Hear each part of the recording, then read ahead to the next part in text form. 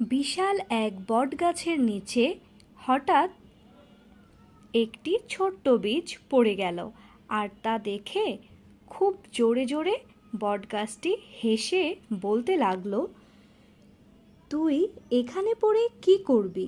তোর মতো ছোট্ট বীজ থেকে কখনো কিছু হয় না।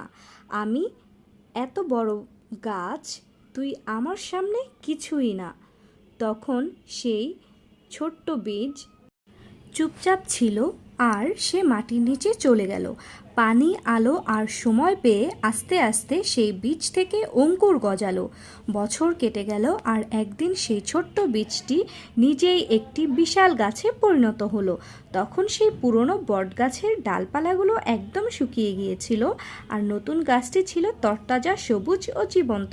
বন্ধুরা, এই গল্প থেকে আমরা শিখতে পারলাম নিজেকে কখনোই ছোট মনে করা যাবে না। সময়, ধৈর্য আর পরিশ্রম থাকলে ছোট শুরু থেকেই বড় কিছু হওয়া সম্ভব হয়।